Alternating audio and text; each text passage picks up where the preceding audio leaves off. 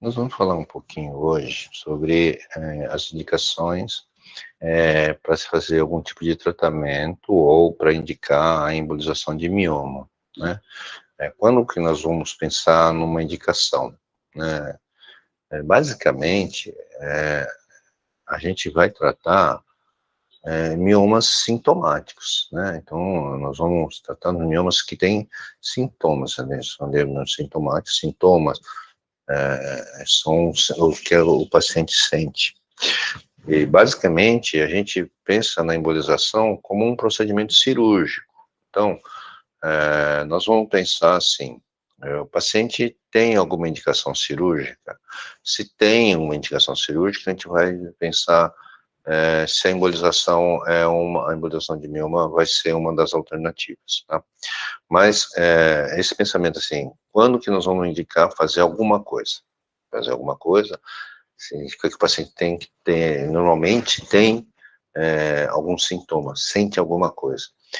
Dá para fazer a embolização algumas vezes em pacientes que não têm muito sintoma, mas que tem um aumento de volume muito grande do útero, então a gente acaba também, algumas vezes, indicando dessa forma. Mas a principal queixa, a principal indicação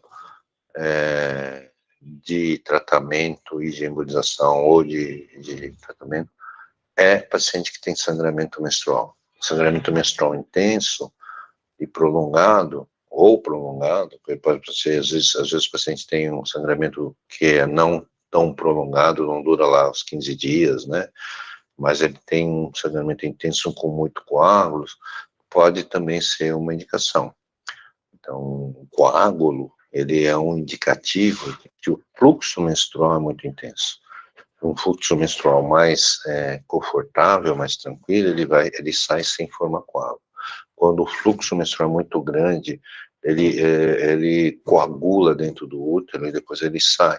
Na hora que ele sai, ele coagula dentro do útero, dentro da vagina, dependendo do, do, da forma como ele está. E aí ele tem tanto sangue ali que ele coagula.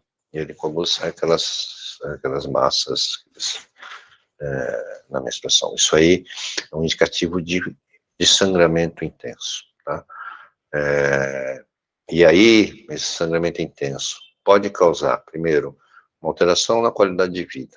Tem dias que não dá para sair de casa, não dá para fazer as coisas, então a qualidade de vida fica ruim, e aí a gente vai pensar em fazer alguma coisa. Ou tem pacientes que não tem coágulo, não chega a ter coágulo, mas fica sangrando, sei lá, 15 dias, 20 dias, também acaba sendo, acaba por ser prolongado, acaba sendo importante. E muitas vezes, muitos desses pacientes têm ou alteração da qualidade de vida, ou alterações hematológicas no sentido de anemia. Então, um sangramento menstrual muito intenso ou muito prolongado acaba levando o paciente a ter anemia. Tá? Então, o sangramento menstrual é a principal indicação para a gente pensar, tanto em alguma indicação do ponto de vista cirúrgico, ou também como embolização. A cólica menstrual, normalmente a cólica ela não está relacionada diretamente com o mioma. A cólica menstrual, normalmente ela está ligada ao fluxo de sangue. Então, quanto maior o fluxo sanguíneo na menstruação, quanto mais o sangramento menstrual, normalmente maior é a intensidade das cólicas, porque o sangue ele é um irritante, né? Então, na hora que tem a menstruação, ele começa a ter mais sintomas de cólica, tá? Mas o mioma em si, normalmente, ele por si só não é uma causa de sangramento, não de sangramento, de dor, tá? De cólica. Existem outros sintomas ligados ao aumento do volume. Então, às vezes o mioma não está dando, porque está meio do lado de fora do útero, e aí acaba não dando tanto sintoma do ponto de vista menstrual, mas por efeito, que nós chamamos de efeito de massa. Efeito de massa é massa, né? O útero começa a crescer muito, e aí começa a dar alguns sintomas. Então, pode dar de uma pressão no abdômen, distender um pouco o abdômen, pode ter uma dor na relação sexual, né? Mas os sintomas mais frequentes que tem, quando ele tem um útero muito grande, o que nós chamamos de urgência miccional. O útero, ele debruça sobre a bexiga, o útero fica em cima da bexiga.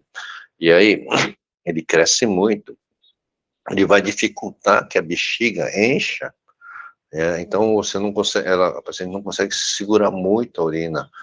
Então, é uma queixa para úteros grandes, normalmente acima de 500, acaba 500 centímetros cúbicos de volume, o paciente começa a ter sintomas desse tipo. E aí tem que ir várias vezes para o banheiro, aí toma um pouquinho de água, já tem que ir no banheiro, aí quando vai sair começa a se preocupar se onde vai tem banheiro, sabe? Então, são coisas que também alteram a qualidade de vida, né? E aí a gente acaba pensando em um tratamento nesse sentido. E o sangramento começa a acordar muitas vezes à noite também para urinar, também é um sintoma disso aí, relacionado com esse aumento de volume. Em casos muito extremos, a gente não teve nenhum caso desse tipo. Em casos muito extremos, em que o útero começa a comprimir, então, pode comprimir a ureter. O ureter é o ducto que liga o rim com a bexiga, né? Então, se o útero ele comprimir o ureter, a bexiga não vai conseguir, o rim não vai conseguir jogar a urina para a bexiga. Então, a urina não chega na bexiga, o rim vai jogando, formando, fazendo a urina, né? E aí ele não consegue drenar, e aí fica preso no rim e vai andar o que nós chamamos de hidronefrose. A hidronefrose é uma complicação que aqui no nosso serviço a gente nunca teve, tá? Eu não vi, já vi úteros muito grandes de 3.000 de volume, 4.000 de 3.500, 4.000 de volume, até já chegou um caso desse tipo, de centímetros cúbicos, 3.000 de volume de centímetros cúbicos, seria, um útero normal tem 100 de volume, né? 3.000 seriam 30 vezes um útero normal, tá? E mesmo assim, não tinha hidronefrose. Então, a hidronefrose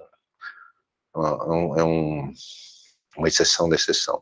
O mais frequente para gente, que vem, queixa, é sangramento menstrual intenso. O fluxo menstrual intenso é a queixa mais frequente, que vai indicar para gente algum tipo de tratamento cirúrgico. Aí, quando tem um tratamento cirúrgico, você tem mioma, um tratamento cirúrgico está indicado, a gente vai estudar se dá para fazer embolização, e aí a embolização acaba sendo uma das opções terapêuticas hoje que a gente tem. Tá? Em relação aos sintomas e indicações, é mais ou menos isso que eu queria falar. Eu vou falar em outro momento sobre os resultados esperados na embolização. Tá? Esse vai ser o foco do nosso próximo vídeo. Sim. Obrigado.